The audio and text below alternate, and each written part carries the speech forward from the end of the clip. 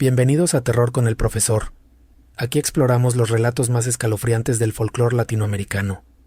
Antes de comenzar, no olvides suscribirte, dejar tu like, comentar qué opinas y, por supuesto, compartir este video con quien se atreva a escuchar. Prepárate y disfruta estos encuentros paranormales.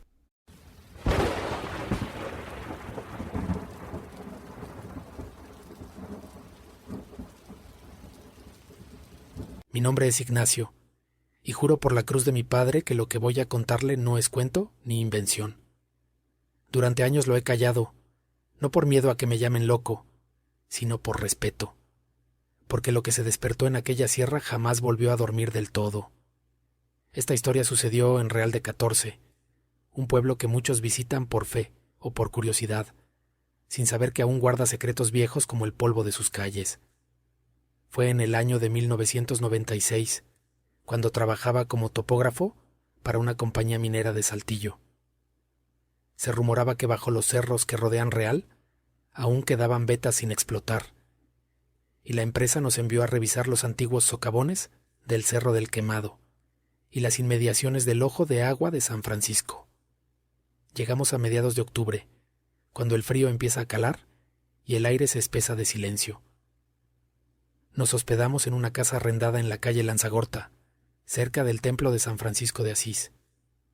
Desde la azotea se veía todo el pueblo, las casas de cantera, los techos rojos y más allá, la serranía donde el sol se hunde temprano. Desde el primer día algo me inquietó. No era miedo, era esa sensación de estar siendo observado, como si algo te mirara desde las grietas del suelo. Un escalofrío que no te suelta, aunque estés entre gente.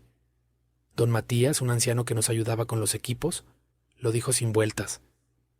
No se metan solos por la vereda del Ojo de Agua. La señora sigue ahí. Pensamos que hablaba de alguna vecina chismosa o de alguna vieja ermitaña, pero su expresión fue otra. No era burla ni advertencia frívola. Era una súplica. Mis compañeros lo tomaron a la ligera, pero yo no. Al día siguiente decidimos seguir el camino empedrado que lleva al Ojo de Agua. Era mediodía, pero el sol no penetraba del todo. Entre las piedras y los matorrales crecían unas flores rojas que no reconocí, como amapolas marchitas. Caminamos unos 15 minutos hasta llegar a un manantial resguardado por una barda de piedra y una cruz sin nombre. El agua era cristalina, pero no se oía correr. Estaba estancada, tranquila, demasiado. Dicen que aquí se aparece una mujer, murmuró Juan Carlos, otro topógrafo. Una muchacha vestida de blanco que pide agua, y si se la das, desapareces. Yo solté una risa nerviosa. Pero antes de que pudiéramos continuar vi algo. Una figura blanca entre los arbustos, a unos 20 metros, quietecita, alta, sin rostro visible. Volté a decirles a los demás, pero cuando regresé la vista ya no estaba. No dije nada. Quise pensar que fue el viento o el reflejo. Pero esa noche, mientras revisábamos planos en la casa, escuchamos el sonido de pasos arriba, en la azotea. Juan Carlos subió con una lámpara. No encontró a nadie. Lo que sí halló fueron marcas de barro, como si alguien hubiera caminado descalzo por la losa. La siguiente semana, cada noche, era peor. Gritos lejanos, llamados de una voz femenina que decía nuestros nombres. Una madrugada, uno de los peones llamado Rubén bajó corriendo del cuarto de arriba, pálido como vela. La vi. Estaba sentada en la esquina de la cama, gritaba como un niño. Decidimos irnos al día siguiente, pero era tarde. Ya la habíamos despertado. Esa noche nos alcanzó la tormenta. Los cables se cortaron y la luz se fue en todo el pueblo. Solo quedaba la vela del altar y el sonido de la lluvia repicando en los tejados. Fue entonces que volvimos a oír los pasos. Pero esta vez no eran en la azotea, eran dentro. Bajaban por las escaleras, uno a uno, lentos, mojados. En ese momento me armé de valor y tomé la lámpara. La encendí justo cuando una sombra delgada, empapada, se asomaba al pie de la escalera. Tenía el cabello sobre el rostro. Su vestido era blanco, sí, pero no era ropa moderna. Parecía hecho a mano, como de tiempos de mi abuela. No se le veían los pies. Solo flotaba ligeramente sobre el suelo. Intenté rezar, pero las palabras no salieron. Juan Carlos soltó un grito que heló el alma. La figura se desvaneció como bruma, pero no sin antes mirar directo a la lámpara. Su rostro no tenía ojos, solo cuencas oscuras como pozos. Al día siguiente abandonamos el pueblo. Don Matías nos esperó en la plaza. No nos dijo buenos días, solo preguntó: ¿se la encontraron?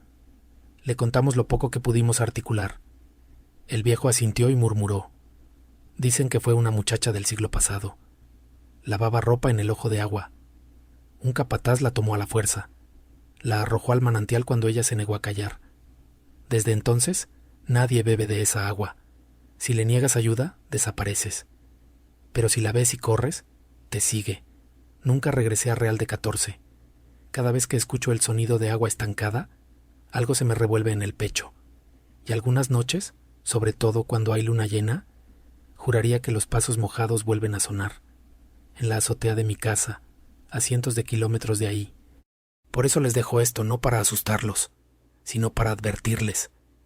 Si alguna vez van al ojo de agua de San Francisco, no se burlen, no tomen fotos, no le hablen a nadie que no puedan ver bien, porque si ella los ve, jamás dejará de buscarlos.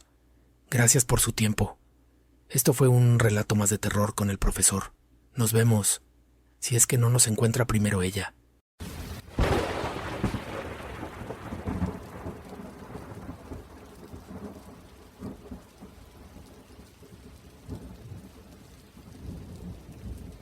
Yo no nací en Puerto Parra, pero allí aprendí a respetar lo que el monte calla.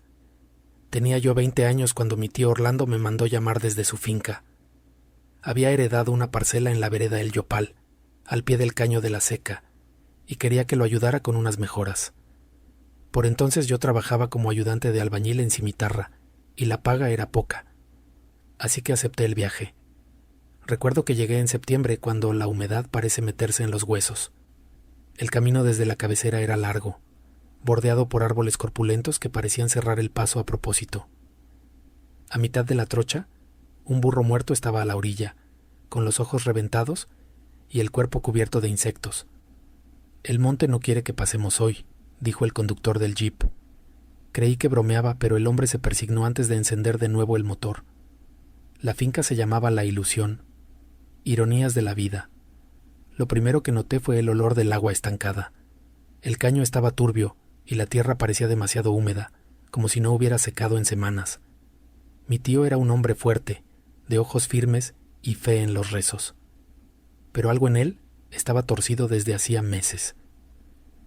Desde que limpiamos el lindero y tiramos 3 ceibas viejas, la tierra no duerme, me dijo una noche mientras bebíamos café en la terraza. Yo me reí. ¿Y la tierra duerme o qué, tío? Aquí sí, mijo. Y se enoja cuando se le despierta a la brava. Esa misma noche los perros empezaron a aullar al monte. No era un ladrido de aviso, sino uno de lamento, como si hubieran visto algo que no podían entender. Salimos con la linterna, pero no hallamos nada, solo el murmullo del caño y las ramas meciéndose, aunque no soplaba viento alguno. A la mañana siguiente, la mujer que cocinaba en la finca, doña Marta, se negó a preparar el desayuno. «Yo me voy, don Orlando. Anoche me jalaron la trenza mientras dormía, y olía a agua podrida dentro del cuarto». Nadie la contradijo. Mi tío le pagó lo justo, y se marchó. Yo comencé a sentirlo también. En la madrugada, un murmullo, como de mujer que reza sin parar, no dentro de la casa, sino en el monte, lejos, pero claro. La tercera noche, me atreví a salir solo, linterna en mano. Crucé el portón, caminé hasta la orilla del caño. Allí, entre la bruma baja, vi una silueta, alta, de cabello largo cubierto de lodo. No tenía rostro, solo ramas. Parecía parte del monte mismo. No caminaba, se deslizaba, y sus manos eran delgadas, como raíces. Corrí. Al volver, le conté a mi tío. Me escuchó en silencio. Luego, fue a su armario y sacó una talega de tela con un escapulario adentro. Me la colgó del cuello y dijo: «No es una mujer, es la madre, la que cuida el monte, la madre monte. Si la viste, es porque estás metido donde no debes». Días después comenzaron los sueños. Soñaba con agua negra, con árboles que hablaban en susurros, con voces que me decían que me fuera, que la tierra no era mía, que yo no debía pisarla. Una mañana despertamos y hallamos a uno de los caballos muerto, con los cascos rotos y los ojos llenos de tierra, como si se hubiera enterrado solo. Los jornaleros se fueron al día siguiente. Eso es la señora del monte, patrón. Uno no puede cortar ceibas ni secar caños. Ella no lo permite. Mi tío comenzó a enfermar. No comía. Decía que oía su nombre en las madrugadas, que veía una mujer de verde parada entre los árboles, mirándolo. Llamamos al padre de Puerto Parra. Llegó una tarde con agua bendita y rosario. Hizo oraciones por toda la finca. Esa noche no hubo ruidos. Creímos que todo había acabado, pero a la noche siguiente la bruma cubrió la finca entera. No se veía a más de 2 pasos. Yo dormía en el catre de afuera cuando escuché el agua correr, aunque el caño seguía seco. Abrí los ojos. Ahí estaba, en medio del patio, una figura de ramas, barro y musgo, cabello mojado que cubría su cuerpo entero. No caminaba, flotaba, y no tenía rostro, solo una hendidura como boca abierta sin ruido. Intenté rezar, pero el escapulario se sintió caliente, como si ardiera. Ella levantó un brazo y el agua subió del suelo, como si la tierra misma llorara. Corrí al cuarto, me encerré con llave. Por la rendija vi cómo el agua entraba por debajo de la puerta, y vi su sombra, tan alta como el techo.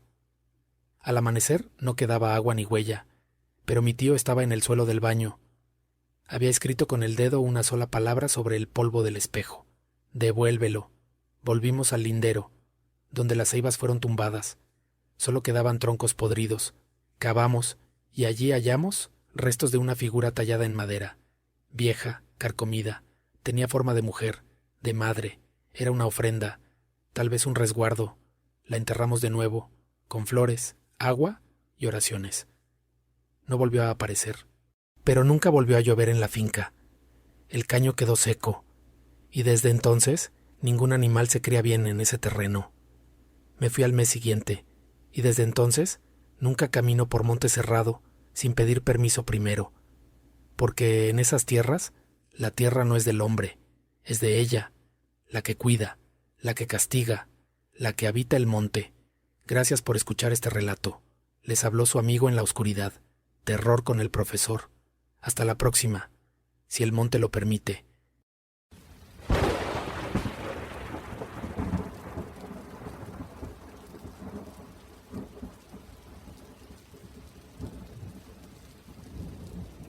Soy nieto de quiteños, y aunque nací en Guayaquil, siempre me sentí atraído por el silencio solemne de las piedras viejas del centro de Quito. Fue durante una estancia prolongada, en el invierno de 1998, que me sucedió lo que ahora contaré. Un episodio que desde entonces he relatado a muy pocos, y siempre entre susurros. Había conseguido un pequeño cuarto en una antigua casona de la calle Cuenca, a pocas cuadras del convento de San Diego. Era un alojamiento sencillo, con vigas expuestas, muebles viejos y un aire que olía a cera de iglesia. La señora que rentaba, doña Mercedes, decía que la casa era del siglo XVIII y que tiempo atrás albergó a novicios franciscanos. Yo no creía en fantasmas, pero Quito tiene una manera sutil de cambiar a quien lo pisa. Cada noche salía a caminar por la plaza de San Francisco. Disfrutaba del aire frío, de ver las palomas dormidas bajo los aleros y de sentir que el tiempo no avanzaba entre aquellas paredes. Fue en una de esas noches cuando oí por primera vez los pasos. Pasos rápidos. No eran de zapato moderno, sino del tipo que suena seco, como suela antigua sobre piedra. Se detenían cerca, luego se alejaban. A veces subían escaleras que no estaban ahí. Pregunté a doña Mercedes si otros huéspedes habían notado algo. Me miró sin sorpresa. Es el padre Almeida, dijo, como quien habla de la lluvia. Yo me reí. ¿No es una leyenda? Lo fue. Hasta que uno lo ve. La historia, como muchos saben, cuenta que el padre Almeida era un novicio que, por las noches, escapaba del convento para entregarse a los placeres mundanos. Saltaba por una ventana y caminaba hasta las tabernas del centro. Pero una noche, al salir, vio a Cristo bajando la mano de la cruz y diciéndole: ¿Hasta cuándo, padre Almeida?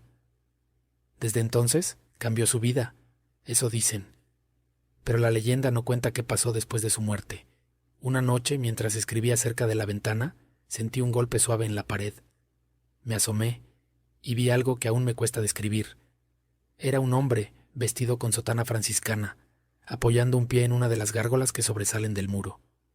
Tenía la cabeza agachada como avergonzado, y con una mano, sí, con una mano, intentaba trepar por la piedra, pero nunca avanzaba. No brillaba, no flotaba. Estaba allí, como si la piedra lo absorbiera, como si el tiempo lo hubiera atrapado. Me encerré, no dormí. A la mañana siguiente bajé al convento. El guardián del templo de San Diego, un fraile anciano, me dejó pasar a la capilla. Le hablé de lo que vi. No se inmutó. Eso pasa, me dijo. A veces vuelve. No todos se arrepienten del todo, hijo. Algunos se quedan entre muros buscando el perdón que no encontraron en vida. Me mostró una estatua.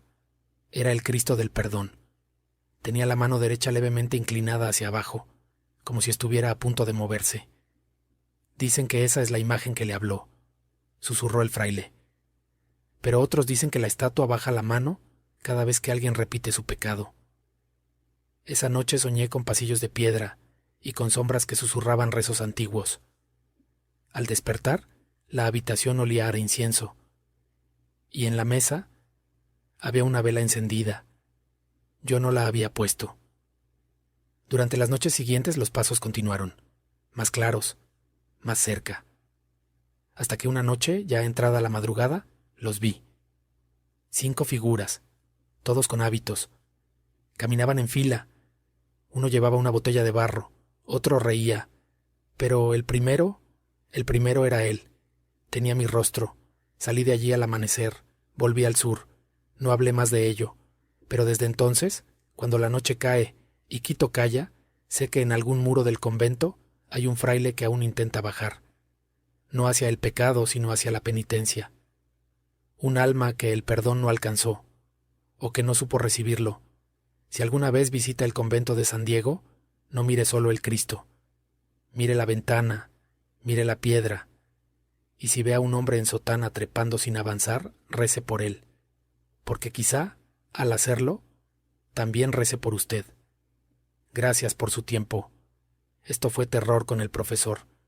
Nos veremos pronto si Dios lo permite, y si el Cristo no baja la mano por nosotros también.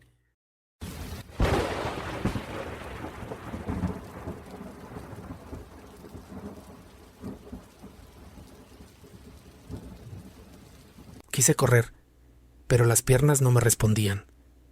El aire era espeso. La luz de mi linterna temblaba. Sentí que si escuchaba un segundo más ese silbido, mi alma se despegaría de mi cuerpo.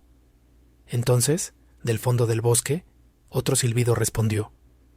Más grave, más antiguo, el ser se desvaneció entre la neblina. Desperté horas después en el suelo, con la linterna aún en la mano. Al amanecer los pobladores nos ayudaron a buscar a Javier. Lo encontramos al borde del río, desnudo, cubierto de lodo, con los ojos en blanco. No decía una sola palabra, solo silbaba. Lo evacuamos en la Chalana esa misma tarde. Regresamos a Pucallpa y luego a Lima. Javier fue internado en un hospital psiquiátrico. Nunca recuperó el habla. A veces cuando lo visitaba aún podía oír ese silbido, muy bajo, como si viniera de algún lugar detrás de él. Yo no volví a la selva. Renuncié al programa y me quedé en la capital. La selva no es un lugar para todos. Allí los espíritus no se esconden. Caminan con nosotros. Nos observan. Y cuando algo se sale del equilibrio, como un paso dado en falso o una promesa rota, el tunché cobra. Gracias por llegar hasta el final de esta historia. Si les gustó, no olviden suscribirse a este canal, darle like y compartirlo. Esto fue Terror con el profesor. Quise correr, pero las piernas no me respondían. El aire era espeso. La luz de mi linterna temblaba. Sentí que si escuchaba un segundo más ese silbido, mi alma se despegaría de mi cuerpo. Entonces, del fondo del bosque, otro silbido respondió. Más grave, más antiguo, el ser se desvaneció entre la neblina. Desperté horas después en el suelo, con la linterna aún en la mano. Al amanecer los pobladores nos ayudaron a buscar a Javier. Lo encontramos al borde del río, desnudo, cubierto de lodo, con los ojos en blanco. No decía una sola palabra, Solo silbaba. Lo evacuamos en la Chalana esa misma tarde. Regresamos a Pucallpa y luego a Lima. Javier fue internado en un hospital psiquiátrico. Nunca recuperó el habla. A veces cuando lo visitaba aún podía oír ese silbido, muy bajo, como si viniera de algún lugar detrás de él.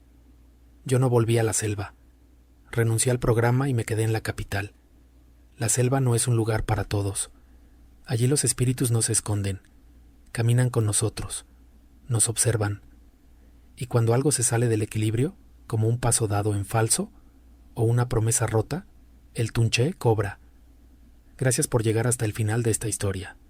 Si les gustó, no olviden suscribirse a este canal, darle like y compartirlo. Esto fue Terror con el Profesor.